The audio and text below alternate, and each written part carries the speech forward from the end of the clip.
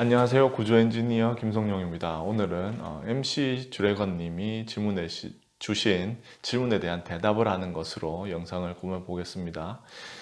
제가 저번에 계단에 관한 영상을 하면서 계단을 갖다가 때에 따라서 그 핀 접합으로도 볼 수 있고 그 모멘트 접합으로도 볼 수 있다고 했습니다. 근데 이때 핀 접합인지 모멘트 접합인지 어떻게 구분하느냐는 질문을 해주셨습니다. 이 내용을 갖다가 오늘 한번 살펴보도록 하겠습니다.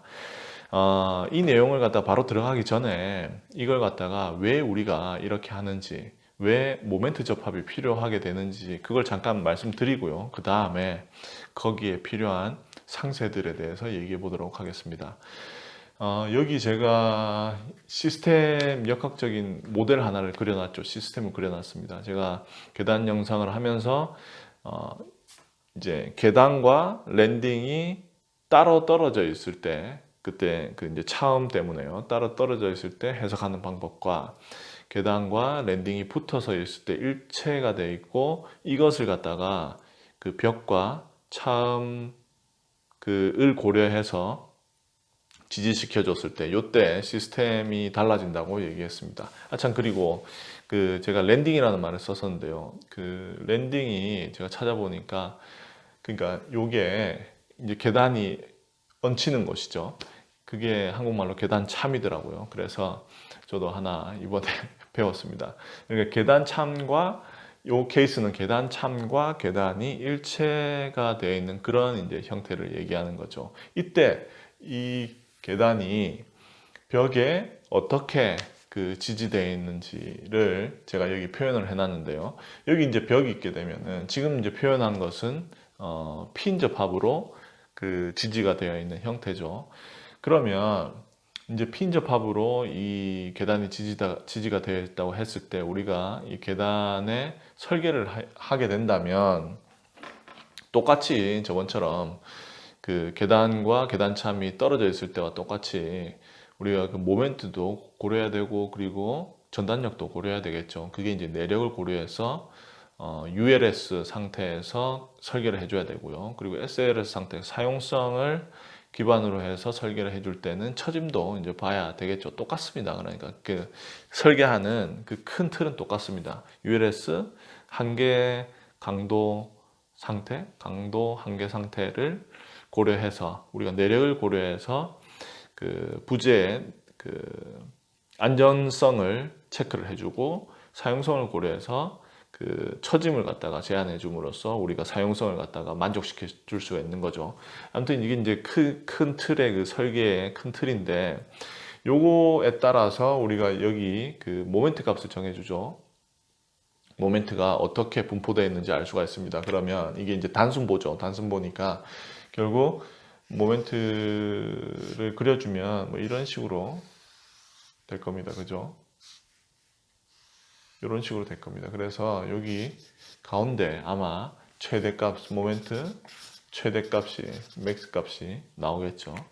그리고 이제 이렇게 해서 우리가 내력을 구했고 내력을 구한 다음에 필요한 철근량이나 뭐 이런 것들을 ULS 상태에서 구할 수가 있겠죠. 그리고 다음 할 것은 뭡니까? 처짐이죠. 처짐도 똑같이 여기 가운데에서 아마 제일 크게 나타날 겁니다.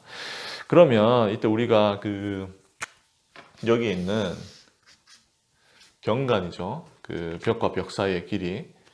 경관이 크게 되면 크게 될수록 그 내력이 특히 여기에서는 모멘트가 그 지수 함수로 크게 늘어나게 되죠. 그러면서 어느 순간은 L이 늘어남에 따라서 모멘트가 아주 크게 늘어나게 될 겁니다. 커지게 될 겁니다. 그러면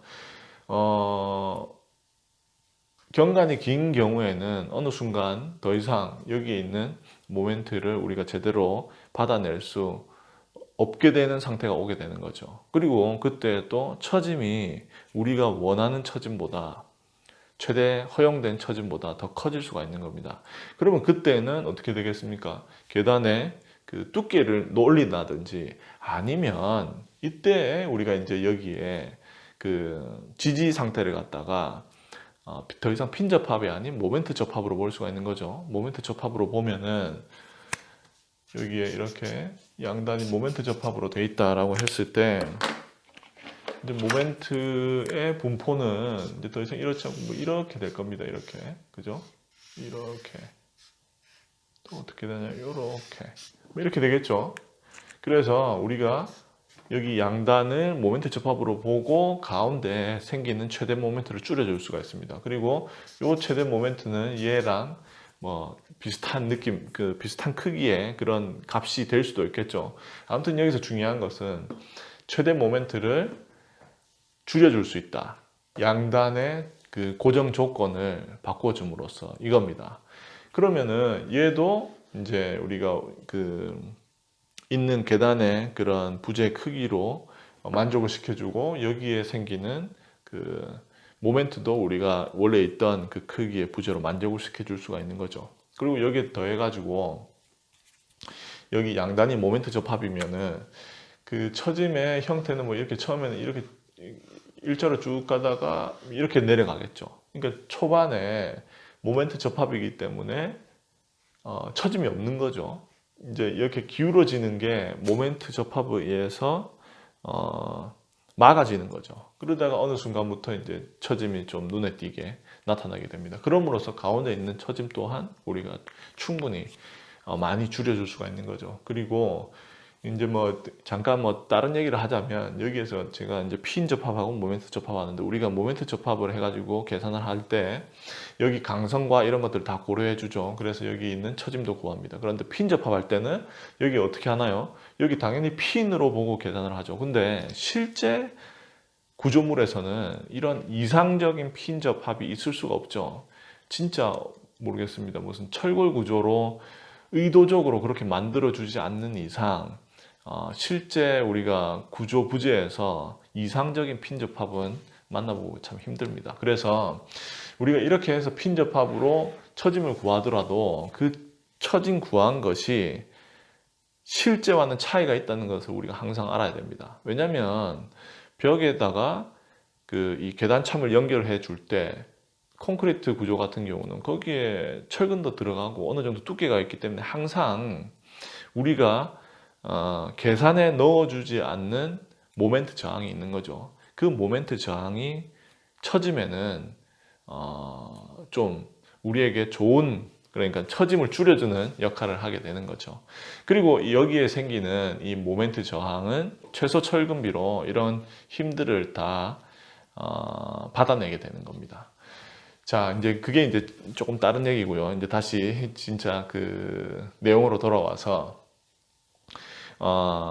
핀 접합인지 모멘트 접합인지 우리가 어떻게 하냐. 이제 이 얘기를 해보면은 엔지니어로서 우리가 핀 접합인지 모멘트 접합인지를 먼저 정해주는 거죠. 내가 구조 엔지니어고 그래서 이 계단을 보고 이 계단의 경강과 뭐 높이, 부재, 크기들을 봤을 때 이게 핀 접합으로 충분히 모든 조건들을 만족할 수 있겠다. 그러면 핀 접합을 쓰는 것이 훨씬 더 좋습니다. 왜냐하면 시공에도 훨씬 더 편하죠.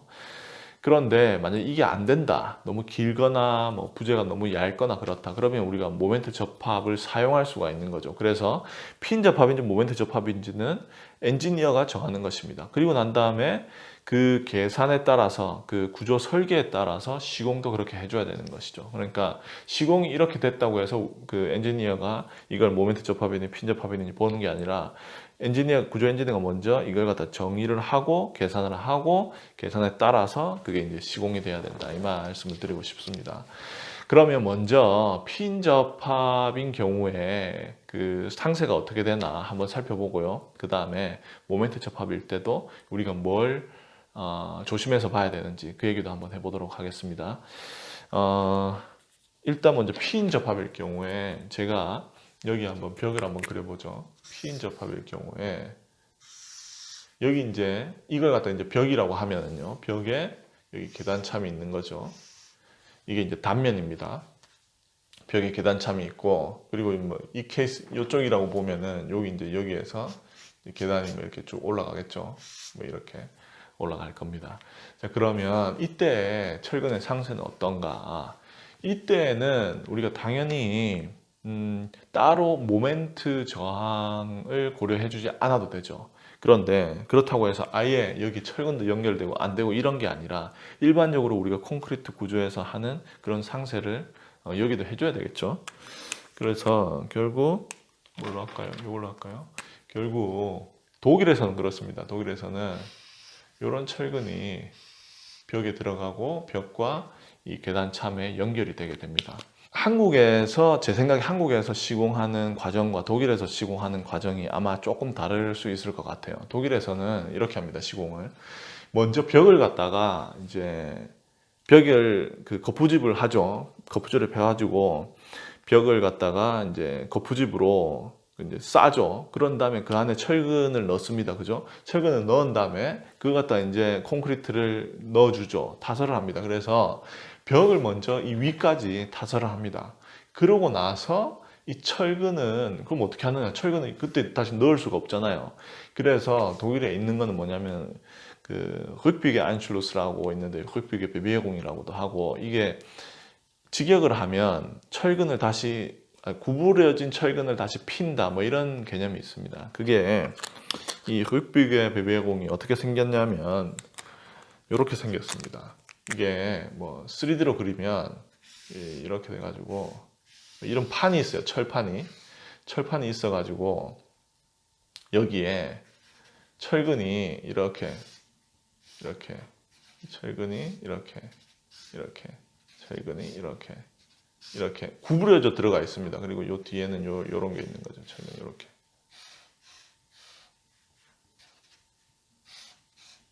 이렇게 있는 거죠. 그래가지고 얘를 갖다가 이제 여기에 넣어주는 거죠.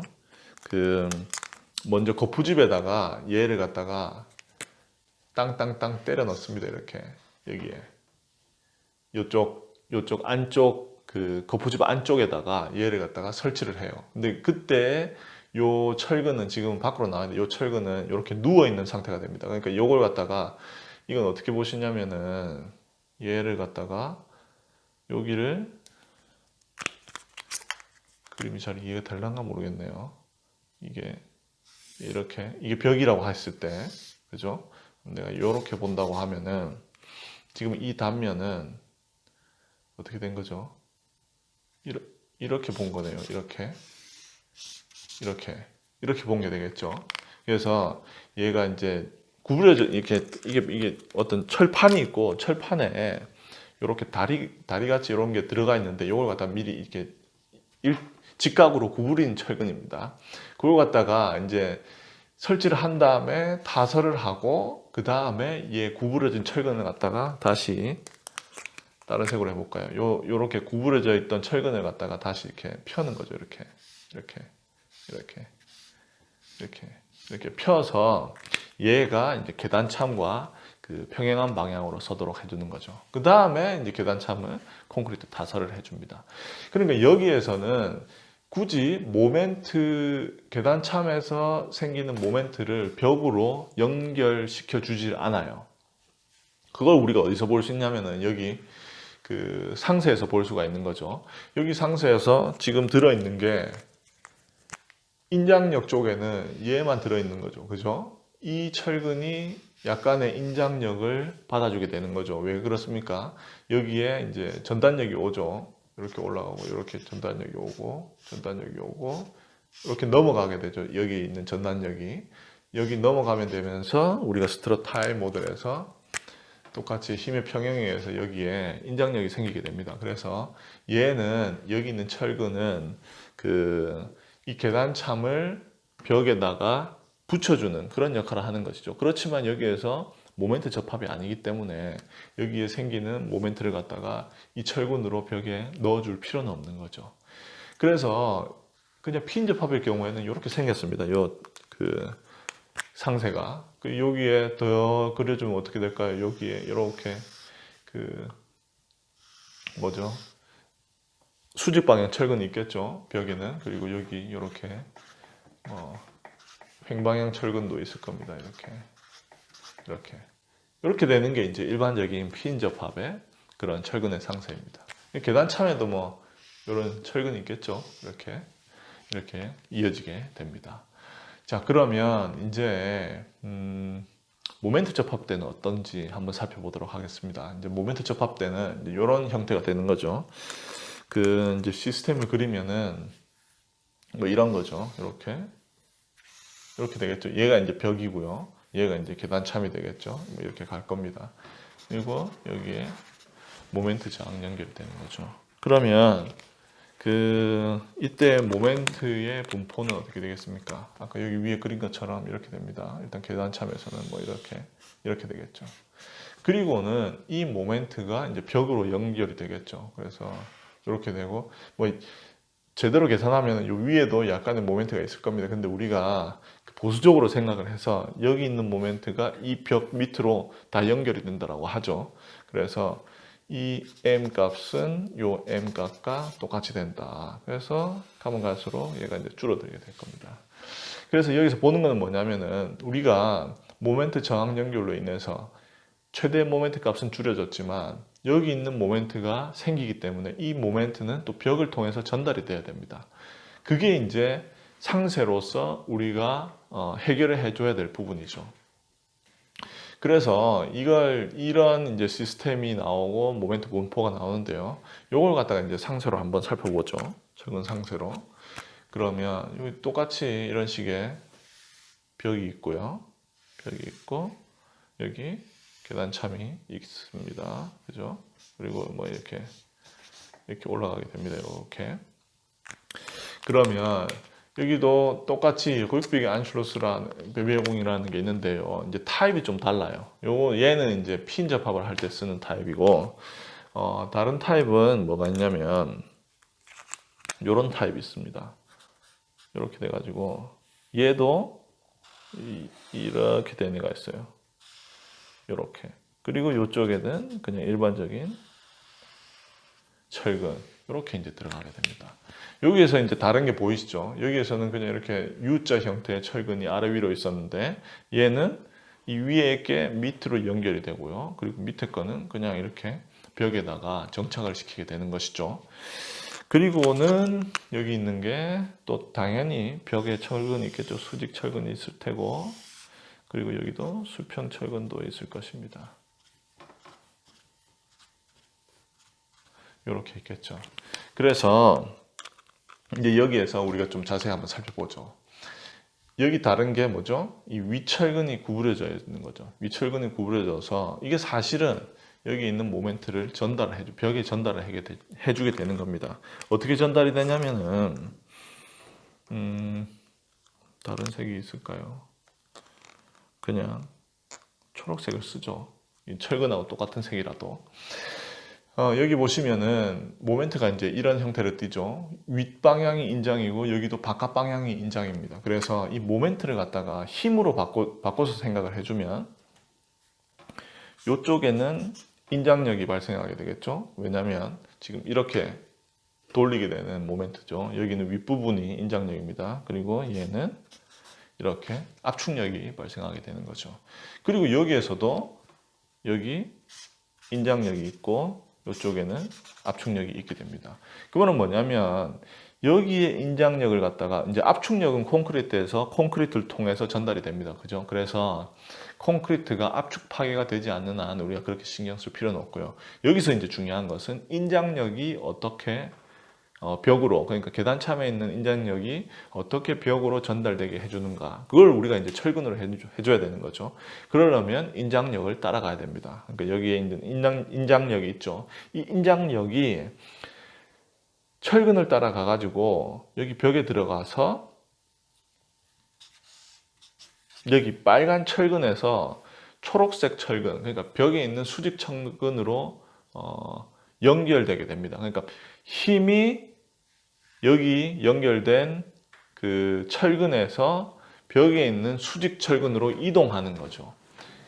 그랬을 때 우리가 이걸 갖다가 뭐라고 하냐면은 그 이음이라고 하죠. 철근의 이음이라고 합니다. 철근의 이음이라고 하는데 이 철근의 이음, 철근의 정착에 대해서 잠깐 얘기를 하면요. 이렇게 한번 생각하시면 될 겁니다. 철근의 이음은 힘을 갖다가 한 철근에서 다른 철근으로 옮겨주는 것이다 라고 생각하면 되시고요. 그리고 철근에 정착한다는 것은 철근에 있는 힘을 콘크리트로 옮겨주는 것이다 라고 생각하시면 됩니다. 무슨 말인지 한번 보죠. 제가 철근의 이음은 한 철근에 있는 힘을 다른 철근으로 옮겨주는 것이다 라고 했죠. 그래서 이렇게 봅시다. 이런 철근이 있다고 하죠. 이 철근이 이런 인장력을 받고 있어요. 그러면 얘를 갖다가 이제 이어주는 거죠. 이렇게 이어주는 겁니다. 이게 이제 이어지는 철근인 거죠. 그래서 철근이고 여기에도 인장력이 있어요. 그러면 이음은 뭐라고 했습니까? 한 철근에 있는 힘을 다른 철근으로 옮겨주는 거죠. 그렇게 되면 이게 인장력이니까 이렇게 바로 이런 식으로 힘이 전달이 되지는 않습니다. 그죠? 이렇게는. 이건 이제 인장력이 되는 거죠. 그래서 이 인장력을 철근을 통해서 우리가 이 철근과 철근 사이에는 콘크리트가 있다고 가정하는 거죠. 뭐 이렇게 부재가 이렇게 되어 있다고 합시다. 여기 안에는 다 콘크리트고요. 그러면 인장력을 철근을 통해서 콘크리트를 통해서 다음 철근으로 넘겨주는 거죠. 그러니까 이 힘을 갖다가 뒤로 쭉 당기는 거예요. 요 철근까지. 그래서 얘를 갖다가 이렇게 사선 방향으로 콘크리트를 통해서 다음 철근으로 옮겨주는 거죠. 그리고 여기에서는 당연히 이렇게 인장력이 가면 갈수록 모이게 될 것입니다. 그러면서 우리가 알 수 있는 게 여기에 이렇게 그 힘의 전달이 일어나면서 힘이 사선 방향으로 꺾이면서 힘의 전달이 일어나니까 당연히 그 이쪽 방향으로 그 인장력이 나타나게 되겠죠.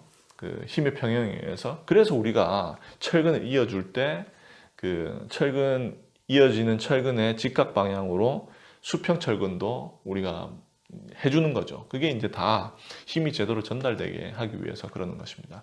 이렇게 해서 이제 힘을 다 이쪽으로 전달을 해주면 그때 우리가 이 길이를 갖다가 철근의 이음 길이라고 해주는 것입니다. 그러니까 철근의 이음 길이는 철근에 있는 힘을 다른 철근으로 넘겨줄 때 필요한 길이 이렇게 생각하시면 되고요.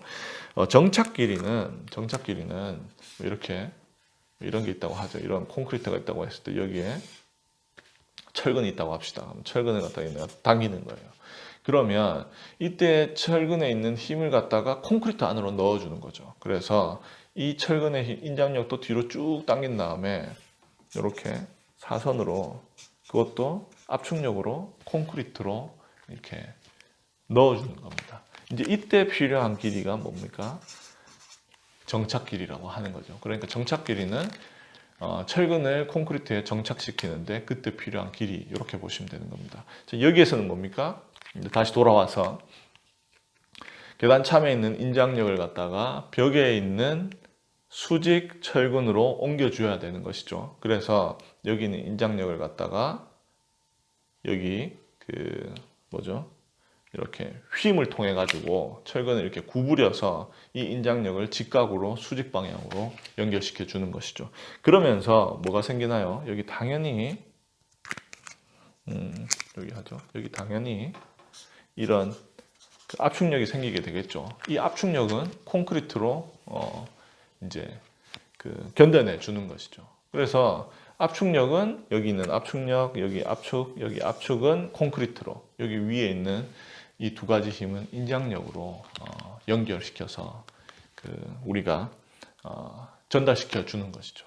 이렇게 해서 보시면은 이제 피인 접합일 때와 모멘트 접합일 때 철근의 형태가 어떻게 다른지, 그러니까 내가 구조 설계할 때 계단참을 핀접합으로 연결을 했을 때 이건 뭐 다른 부재에서도 적용이 되는 겁니다. 핀접합으로 했을 때 철근 상세와 모멘트 접합했을 때 철근 상세를 한번 살펴봤습니다.